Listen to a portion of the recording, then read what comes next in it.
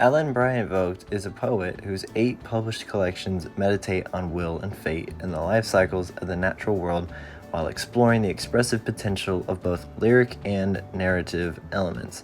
Her upbringing on a farm in Virginia and her training as a pianist inform much of her writing, which is notable for its distinct musical quality. Through her mastery of line and rhythm, she celebrates a grandeur of the poetic form, while her imagery remains rooted in the scenes of rural life and close observations of natural phenomena. In addition to her writing, Vogt is a dedicated and influential teacher. In 1976, she created the first low-residency MFA program for writers, originally based at Goddard College, and moved to Warren Wilson College in 1981. Making rigorous mentorship available to students without relocation to campus far from their homes. In the first stanza, we start off with my mother, my mother, my mother.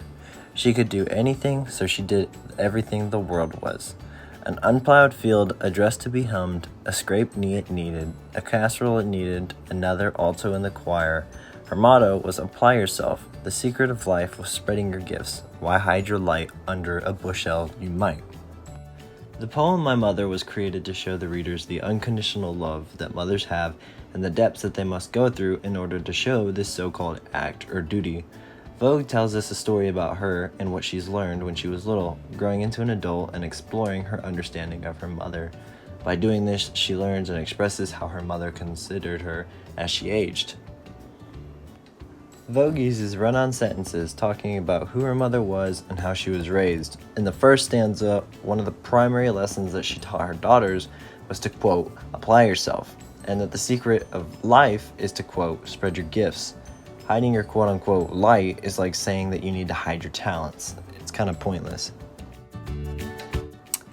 Forget it there in the dark times, the lonely times, the sun gone down on her resolve. She slept a little first so she'd be fresh. She put on a lipstick drawing on her smile. She pulled her hair up off her face. She pulled her stockings on when she stepped into her pumps. She took up her matching purse ready, packed with everything they would all learn, that they would all be nice, they would. Opening with the second stanza of the poem, the speaker continues with a discussion of how her mother lived her life. She always made the best of every situation, even when it was difficult.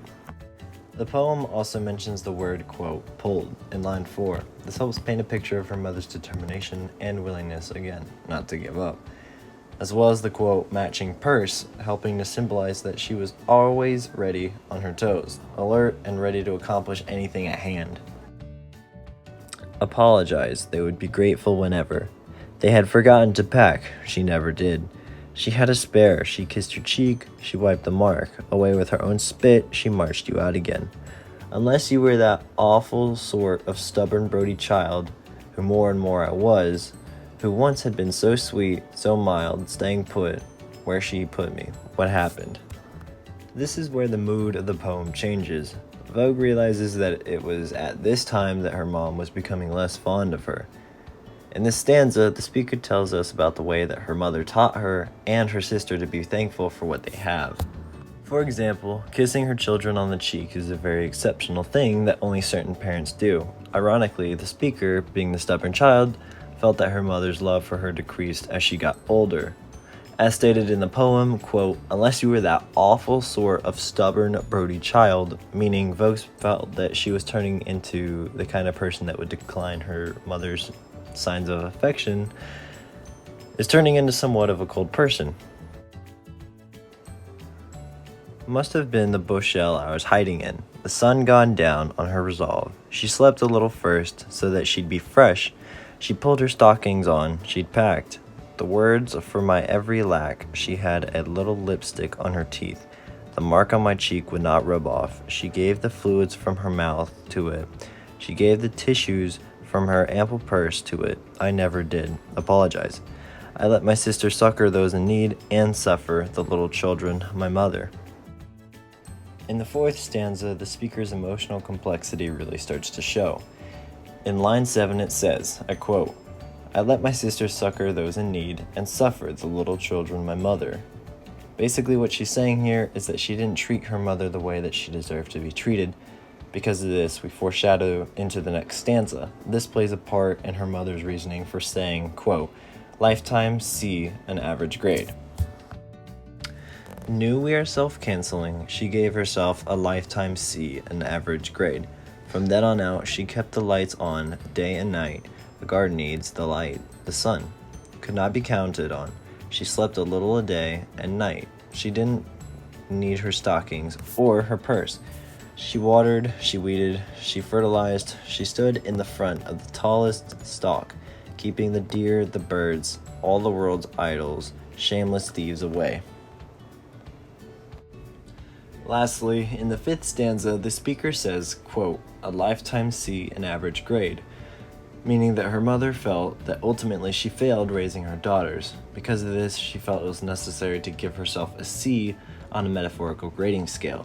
The poem also continues by saying, quote, she slept a little a day and night. She didn't need her stockings or her purse, symbolizing that she stays inside and obviously doesn't go out much, ultimately keeping the shameless thieves away. After reading this poem, I learned many lessons, the most important being to treat your parents with love and respect.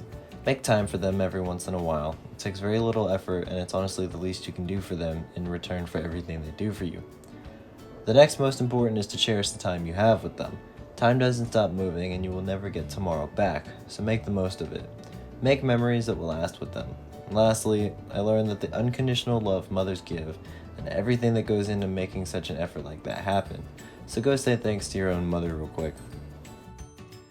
After reading the poem, it also opened my mind up and reminded me of how much my mother does and just how much she loves me. Half of which she does goes unrecognized, and I've made sure to listen and follow her rules. She has lived her life with me in mind, making sure that every opportunity I have was better than hers. I love her so much, and I would not be where I am today if it weren't for her and my father. They're my best role models I've ever had in my life. I can also see myself in a way relating to the daughter as she was writing this. As I'm writing this, I'm realizing that I'm growing up too, and it's a scary but proud feeling. I'm now a sophomore in college with my own apartment. I have a girlfriend, and I hope that everything goes according to plan. I can see myself in Vogue's shoes, growing up and always being by her parents' side, to now obviously fast forwarding into current times where I'm more independent and out on my own. It's sad knowing that my parents can't be with me everywhere I go, as I just want them to watch me succeed, but I know that's just a part of life. My Mother by Ellen Bryant Vogue is a 5-stanza poem that is written in free verse. The lines do not follow a specific rhyme scheme or metrical pattern. They're written in a conversational way that makes them easy to understand, and it's very good for me since I don't read a lot of poems. Lastly, here are the sites that I used. Thank you for everything you've taught me this summer. You did an excellent job teaching this class, and I'm looking forward to completing your course. Best wishes, Aiden Garner.